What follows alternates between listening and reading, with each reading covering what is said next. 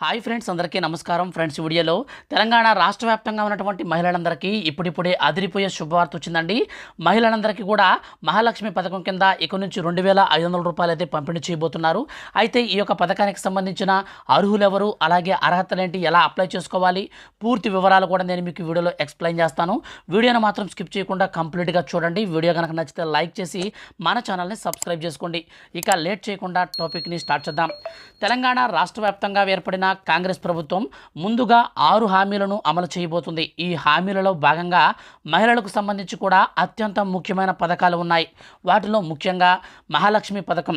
ఈ పథకం కింద అర్హత కలిగిన ప్రతి ఒక్క మహిళకు 2,500 రూపాయల చొప్పున ఆర్థిక సాయాన్ని ఎలాంటి మతపరమైన పరిమితులు లేకుండా బీపీఎల్ కార్డులకు చెందినటువంటి మహిళలందరికీ కూడా ఈ యొక్క పథకం కింద వర్తింప చేయనుంది మన యొక్క తెలంగాణ రాష్ట్ర ప్రభుత్వం.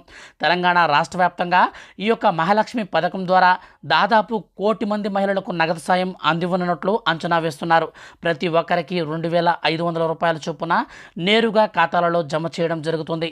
అర్హతలు కనుక మనం చూసుకున్నట్లయితే దరఖాస్తుదారుడు తప్పనిసరిగా భారతదేశ పౌరులై ఉండాలి మరియు తెలంగాణ నివాసి అయి ఉండాలి.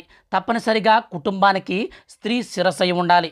అలాగే బీపీఎల్ కుటుంబానికి అనగా రేషన్ కార్డు ఖచ్చితంగా కలిగి ఉండాలి. అలాగే దరఖాస్తుదారుడు ఖచ్చితంగా వివాహం చేసుకునే వారై ఉండాలి. కుటుంబం నుంచి ఒక మహిళకు మాత్రమే ఈ పథకం కింద ఆర్థిక ప్రయోజనం లబ్ధి చేకూరుతుంది.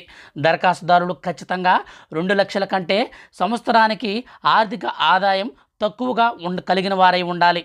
పైన తెలిపిన అర్హతల ఆధారంగా ఇటువంటి మహిళలందరికీ కూడా ఈ యొక్క పథకం ద్వారా ప్రతి నెల 2,500 రూపాయల చొప్పున అందుతారు.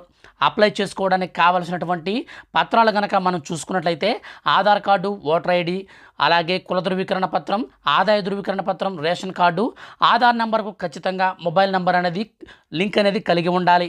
ఈ విధంగా మనకు పైన తెలిపినటువంటి రూల్స్ అండ్ రెగ్యులేషన్స్ ప్రకారం ఈ యొక్క డాక్యుమెంట్స్ తీసుకొని మనం అప్లై చేసుకోవాల్సి ఉంటుంది.